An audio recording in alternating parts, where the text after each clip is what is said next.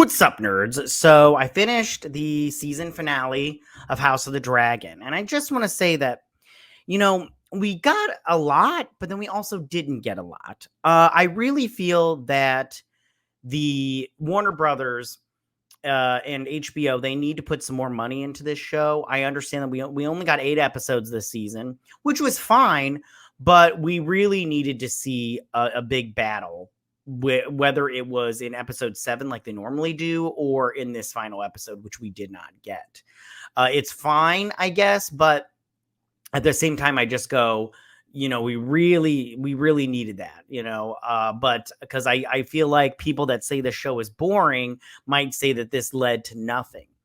And I do think that this episode set up a lot for next season, which it's already greenlit. And I believe they've started filming, or they're going to start. I think Matt Smith said they were going to start filming soon, which is cool. But for me, I just go, you guys, like, maybe you should, Warner Brothers should really up the budget for this. Or what's their face? The showrunner, maybe he should just film stuff with the budget that he's got, and then just be like, hey, we're going to need some more money to finish this, or this season's just not going to get finished, and see what Zazie does. I'm going to get into this breakdown and everything, and just, give you my thoughts on it. I'm going to get a little bit into the book. I'm going to tell you what I think they should do for season 3 at the end with my review. But why don't we get down to this breakdown? All right, here we go. So Tywin Lannister allies with the Triarchy, but first he has to defeat Admiral Lohar in a mud wrestling competition. It gets very WWE. And he wins, and Lohar is impressed and asks him to sire children with her wives. So lucky him. Okay, so Tywin, first off, he's with the Triarchy, and they're all right and everything. I've never been like the overwhelmingly hugest fan of the Triarchy, but what are you gonna do? They're fun in the sense that, like, they're here, whatever. But we get Sharenko Lohar, and she comes in and she's all like, "Hey, I'm Lohar," and you're all like, "Okay." And then he has to defeat her because she's a general or an admiral or whatever. He has to defeat her in mud wrestling because she's like, "I won't follow anybody that can't best me," and he's like, "In what?" and everything. First off, I didn't think that he negotiated. I thought that his negotiation was not that bad. I thought that what he negotiated with the Triarchy wasn't that bad. My only stipulation is they was like, we get to, do tariffs on goods that come through Driftmark or whatnot, or through the Stepstones, because they wanted the Stepstones. That's where the crab feeder was in season 1. But they wanted the Stepstones, and they wanted to put tariffs on goods that come through. And he was all like, fine, you can put tariffs. My only thing is he should have been like, we get the final say on the tariffs, because, what if the tariffs just get crazy like crazy overboard? Like, we're just like, we can't afford that. Like $40 for a carton of eggs. What is this, the Biden administration? So I think that he should have done that, but all the rest of the stuff I didn't think was that bad, because, they're helping and stuff. And then he mud wrestles this chick, right? Which she didn't, I feel like I could have taken her. She didn't look all that strong. You know what I'm saying? And this actress, is transgender, and you could tell, but she's all like, I want you to have babies with my wives. And I'm all like, why don't you do it? I mean, you still got your dick, yo. So I'm like, you could have just done it. But whatever, it's fine. And he's all like, how many wives do you have? And I've been like, send in the wives. I will fuck all the wives. And be like, don't threaten me with a good time. You know what I'm saying? Lyris, so he persuades Aegon that they need to get themselves out of the city and in Bravos, where Harrenhal's gold is all stashed and everything, and he can return following the war. So once it's all said and done. So Lars, he sees the writing on the wall. He's like, yo, your brother's a psycho. We need to get the hell out of here. I like how Aegon was all like, did they tell you my cock is gone? It blew up like a little sausage. And he's all like, you can't worry about the little things right now. And I'm all like, the little things? What? And he's like, every time I piss, it just goes down my leg. I'm all like, that sucks, dude. I feel bad for you, that right there. But you did it yourself. You went into battle. like drunk and shit. And I'm all like, you know, you maybe should listen to people. But at the same time, I kind of feel bad for him. But he's like, listen, we need to get the hell out of here and come back when the war is done, right? So, yeah, Rhaenyra, she finds that dragon that she was looking for. She's all hopping through the forest and everything. And this dragon, which is just ew. So Rhaenyra, I want to just talk about her for like a hot second. So I feel like this dragon is not mourning, which is her dragon from the books. And it's clear that they are changing up the story from Nettles, who I like Nettles, but it's not going to be Nettles who finds Sheep Stealer. It's going to be Rhaenyra. And I think that's, in my opinion, it's a bad choice. They're changing a lot of stuff from the books, which I want to talk about that in a minute. But I don't like this just because Nettles is a cool character, and there's just some stuff in the book, because the way the book goes is you get different stories, whether it's from Mushroom or it's from the High Septon, but you get conflicting stories and everything. And Nettles was either the lover of Daemon or the daughter of Daemon in the books. So I think that they're just going to go with the daughter, but instead of it being Nettles, it's just going to be Rhaenyra, which again, I don't like it. Plus, the Sheep Stealer's ugly. I mean, its wings are all bent and gnarly and stuff. And I'm all like, Rhaenyra, you're going to have to wash this bitch off and then like totally try to fix some stuff, because she is not a pretty dragon. You know what I'm saying? She's not Cyrax and everything. So Gwaine, he challenges Sir Criston, right? But Sir Criston, he just regrets the war and everything. He just wants to be with his main squeeze, you know, Alicent. So Gwaine, he is like super pissed at Criston, right? But Criston's like totally regretting this whole thing. He's just all like, I just want to be back in the castle, fucking Alicent and, you know, getting her preggers. And, you know, he's just like, you know, but we're in the mix, you know? And he's just like, we're just going to go off to war for our kingdom and our ladies and everything. And I'm just like, well, Criston, you made your bed. Now you have to lie in it, fucker. Or in this case, maybe you have to die in it. You know what I'm saying? So out of anger, right? Aemond, he like completely lays waste to Sharp Point, right? With Vhagar. Yeah, he just like, they had like no chance. They are just burning up in those flames. So Aemon is pissed because he's made to look like a fool, right? He flew off into battle and everything after a dragon swooped in and everything. So he destroys Sharp Point, which Sharp Point is close to Dragonstone, and it's also close to Driftmark.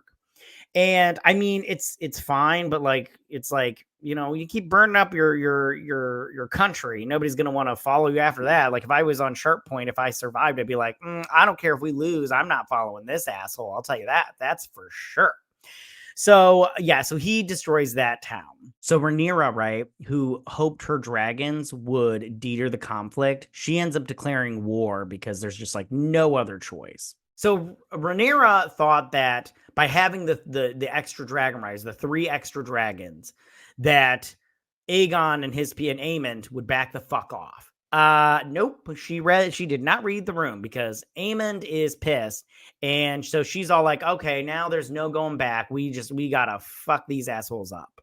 Olaf's like his like boorish behavior, right? He gets Jace mad, right? And Jace, he doesn't know how to handle it because he's, you know, not disciplined enough to keep his composure. So Olaf, he is being disrespectful. Now, don't get me wrong, Olaf, he, you know, hasn't really changed his attitude / character. I've always thought he's been a kind of a douche. You know, he's just all bragging it up like, I'm a Targaryen in the thing, and bring me wine and stuff. But he's doing what he's did there, he's doing here. And he's putting his foot on the table, and Jace comes in, and Jace handles this situation like all wrong. Like, I'm all like, Jace, you're letting some loser get to you? Like, dude, where is keep your composure, get your shit together. You know what I'm saying? But Jace does not keep his shit together this entire episode, even though Olaf is being rude. Like at the dinner table, he's like, I want more of these little chickens. And it's like, they're chicken wings, fucker. And he wants more wine and stuff. And he's just being disrespectful. But Rhaenyra is letting him get away with it. Which, like, what happened? She should have slapped him and been like, you don't think that I'll kill you right here. It doesn't matter if you got silver wings to let you mount her. Silverwing's not here right now, fuckface, and I will have my guards stab you with their swords, like all 5 of them. Just come surround you and then stabby stab. So don't be rude. All right, watch your shit in front of me. Okay. Alan totally rebuffs Corliss's attempts to reconcile with him, and Alan is right to be upset with him. So Sir Corlys, he comes to Alan, right? And he's all like, listen, I want to make amends. And Alan is not having it. He's all like, you got to be fucking kidding me. And the one thing is they made them black or whatnot, the actors black, which I'm totally fine with. I'm not complaining about that, but it's like, it totally feeds into the stereotype of like, do you know how it's like not having a father? And I'm like, oh, okay. Go talk to every kid in Detroit, fuckface.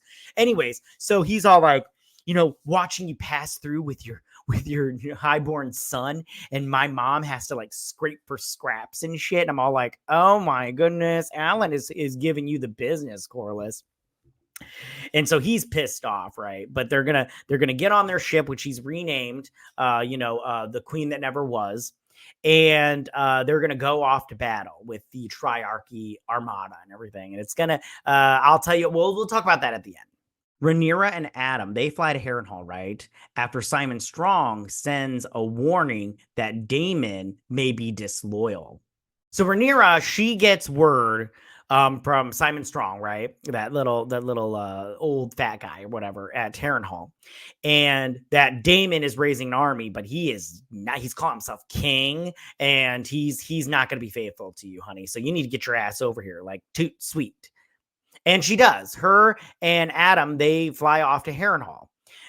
She can trust Adam. The other two, not so much. Olaf, and we'll talk about them in a minute, but Olaf and Hugh the Hammer are not as loyal as Adam is. Alice, she leads Daemon to the weirwood tree, where you can totally see George R. R. Martin's face, where he foresees a future, including the White Walkers and Daenerys Targaryen. And then he also sees himself as a part of a larger story, and he swears fealty to a newly arrived Rhaenyra.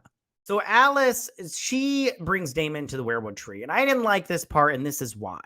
So he touches the weirwood tree. By the way, none of this happens in the book. None of this. They're changing so much shit that I'm just like, whatever. So he touches the tree and he sees all these visions. And it's basically she's like, it's a story. And I'm all like, so he's telling them that they're in the books? I'm like, what? What is going on here? Like, why don't they just hand him the published manuscript for Winds of Winter or whatever, which George Martin needs to get on that shit real quick. God, he's going to die before we get those books. Anyways, but I'm just like, this is so weird. I do not like this at all. Like, it's so weird. Like, it's like meta, but like not in a good way. Like, I just don't like it. Like his little vision. And by the way, I just want to say, Daemon in the books is never disloyal to Rhaenyra. Or at least that I can remember. Like I said, I haven't read it since before season 1, but he's never been disloyal to Rhaenyra. So this is totally weird to me. I just did not like this whole part. And the visions, I mean, they were fine because I like seeing those actors back, but it just wasn't that great, in my opinion, as far as that goes. Aemond like totally demands that Helena fly Dreamfire into battle, even though she's not like a real dragon rider.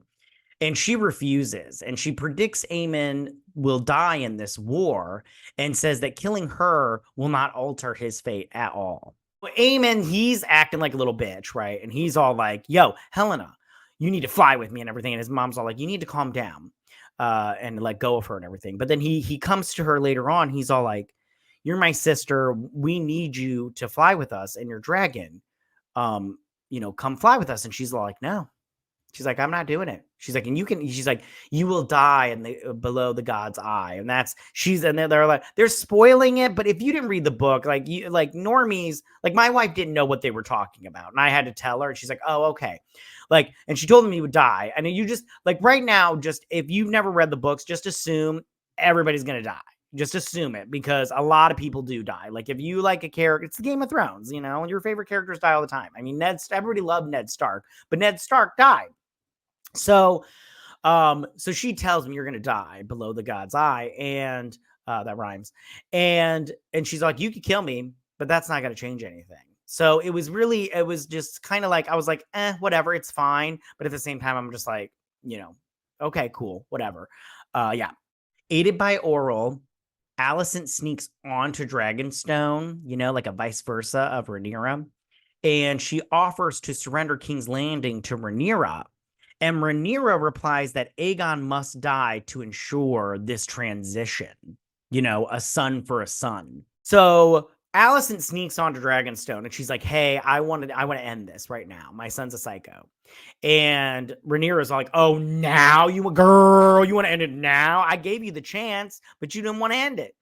And she's all like, I need Aegon to die and everything because, you killed my son.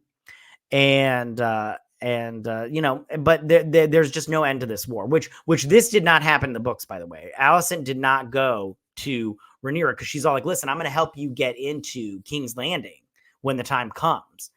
But in the book, it's not Alicent that helps them get into King's Landing, which we're going to talk about that at the end. But get into King's Landing, it's the Gold Cloaks because of their relationship with Daemon. Daemon, when he wants to, he can get people to come in and be loyal to him. And that's why Daemon should have, he can get Olaf and Hugh the Hammer in line. But he's not there and everything. So it looks like Alicent's going to be the one that helps him get into King's Landing. Otto is briefly seen in a cage, and soldiers from across Westeros prepare for war. See Otto in the dungeon, and it makes you wonder, has he been there the whole time or just until they told him to come back or whatnot? But we'll see how that plays out next season. And then we see the soldiers go across, they're all coming from which way. We see the guys coming from the wall, the Starks people. And then we also see, House Lannister coming in. We also heard the Reigns of Castamere with Lannister. And then we did see Daemon Targaryen, which is the third son of Alicent. And we saw his dragon, Tesseron. I think that's how his dragon's name. I don't remember. I think I'm like 100%. I'm 90% sure it's Tesseron. I think that's his dragon. But we saw his dragon, and he breathes blue fire. He's pretty cool. I like and Darren's the kind one out of all of them. He's like the nicest one, which is in the Game of Thrones really isn't helpful for you. So that's where it ends, just kind of setting stuff up for the next season. So here's what I think is going to happen in season, and bail out now. This season, okay, first let me tell you about season 2. I thought it was a good season. I didn't think it was as good as season 1. And that's because when you have these CGI dragons, we're going to need a bigger budget. And I don't think that Zazie, as cheap as he is going to allow it. So if you're going to do this stuff and you're going to have these big shows where you need a big budget, like I said before, the showrunner maybe should film everything and then not finish the CGI and just go to Zazie and be like, listen, we cannot finish these without a bigger budget. Because it's better to ask for forgiveness than permission. And he can just be like, listen, we can finish this, the CGI, but we're going to need more money, or we can just put it out where it looks like crap. And do you really want this to go out looking like this, with previs and everything? Or he could do that. Or they could be like, hey, you could go to him and be like, listen, we can get more viewers if you just let us have more money, because their viewers were kind of steady this season. I don't think they lost too many people, but they definitely didn't gain an overwhelming amount of people. And you need those big action sequences to bring the motherfuckers in. So I think that season 2 was good. I think there was a lot of like intrigue and everything. But as far as action goes, you needed more to really get like normies involved or whatnot. Because like for instance, my wife, she never read the books or whatnot. But while watching it, she was just like episode 7, she was all like, are they going to do anything? And I'm like, not really. And then the end where the dragon, she's like, I mean, that was kind of cool, but not really and everything. And she didn't watch this final episode yet, but I have a feeling she's just gonna be like, okay, whatever. So there's that. Okay. So now I want to talk about season 3. So I think this is what's going to happen in season 3. So I think right off the bat, like within episode 1 or 2, we're going to get the Battle of the Gullet. And that's a pretty big battle. We get a lot of deaths, so I'm not quite sure. Maybe that'll be the mid-season finale, episode 4. That'll be when the Battle of the Gullet happens. And we get a lot of deaths as far as characters go with their dragons.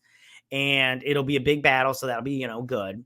And then we get, and then I think that the end of the season will be when we get the taking of King's Landing, because they eventually do take King's Landing. And I think that'll be episode 7 or 8 for season 3. And